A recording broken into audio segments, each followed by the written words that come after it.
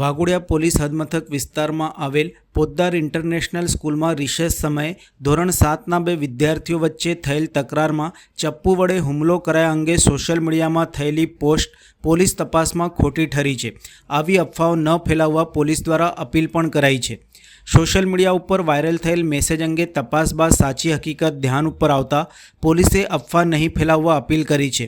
Poddar international સ્કૂલમાં ધોરણ 7માં ભણતા બે વિદ્યાર્થીઓ વચ્ચે સામાન્ય તકરાર થતાં એક વિદ્યાર્થીએ બીજા વિદ્યાર્થીને ચપ્પુ વડે હુમલો કરાયાનો મેસેજ સોશિયલ મીડિયામાં ફરતા થતાં ઘટનાની ગંભીરતાને લઈને વાઘોડિયા પોલીસે વાલીઓ, વિદ્યાર્થીઓ, શાળા સંચાલકો સહિત ભોગ બનનાર વિદ્યાર્થીને પૂછતા નાસ્તો કરવા બેસતા વિદ્યાર્થી વચ્ચે ઝઘડો થતાં બીજા વિદ્યાર્થીએ આંખ પાસે નખ માર્યાનો ખુલાસો ખુદ વિદ્યાર્થીએ પોતે કર્યો હતો.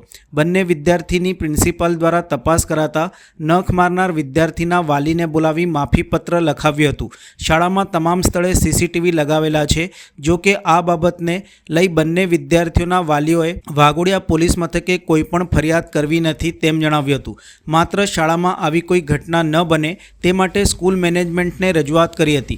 આ સંદર્ભે પોલીસ અધિકારી દ્વારા જણાવ્યું હતું કે પોદ્દાર ઇન્ટરનેશનલ સ્કૂલમાં 7મા ધોરણમાં ભણતા બાળકો વચ્ચે સામાન્ય તકરાર બાદ સ્કૂલ મેનેજમેન્ટ અને બંને વાલીઓનો સંપર્ક કરતા બાળકોની સ્કૂલ બેગ નિયમિત ચેક થાય છે.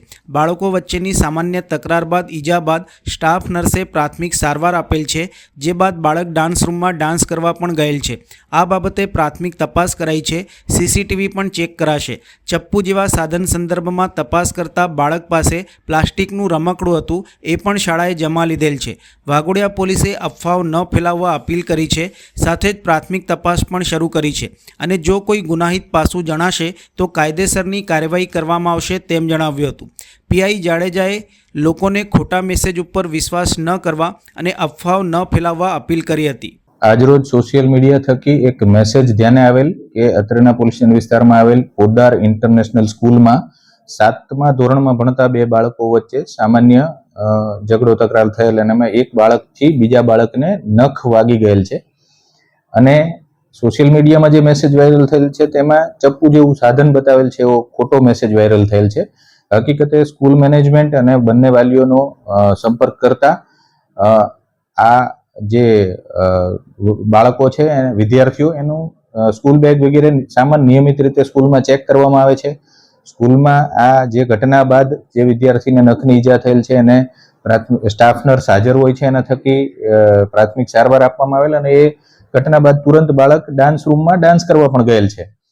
એટલે આ ખોટો મેસેજ વાયરલ થયેલ છે અને સ્કૂલ બેગ નિયમિત ચેક કરવામાં આવે છે અને આ બાબતે પ્રાથમિક તપાસ કરવામાં આવેલ છે. સ્કૂલના સીસીટીવી ચેક કેમેરાસ છે એ પણ કાલે ચેક કરવામાં આવનાર છે અને જે આ ચપ્પુ જેવું સાધન છે એ બાબતે તપાસ કરતા સ્કૂલ મેનેજમેન્ટ તરફથી એવું જાણવા મળેલ છે કે બાળક પાસે પ્લાસ્ટિકનું રમકડાનું, કોઈ ધારદાર સાધન કે હથિયાર નહીં, પ્લાસ્ટિકનું રમકડું હતું અને એ પણ સ્કૂલ દ્વારા જમા લેવામાં આવેલ છે. છતાં એ બાબતે કાયદેસર તપાસ કરવામાં આવશે અને કંઈ પણ ગુનાહિત જણાશે તો તુરંત કાયદેસર કાર્યવાહી કરવામાં આવશે.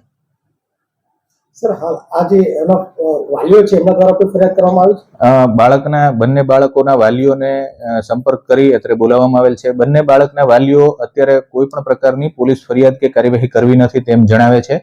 એમને ફક્ત અને ફક્ત બાળકોના ઝઘડા બાબતે સ્કૂલ મેનેજમેન્ટમાં રજૂઆત કરેલ છે અને આ જે બાળકને ઈજા થયેલ છે તેનો મોટો ભાઈ પણ ત્યાં જ સ્કૂલમાં 10મા ધોરણમાં ભણે છે અને એને પણ અગાઉ બીજા બાળક સાથે ઝઘડો થયેલો ત્યારે સ્કૂલ મેનેજમેન્ટ તરફથી માફીપત્ર પણ લખાવવામાં આવેલ છે. આજે પણ આ ઘટના બાદ જે બાળકથી નખ વાગી ગયેલ છે એના વાલીઓ ત્યાં સ્કૂલમાં જઈ અને માફીપત્ર લખી આપેલ છે.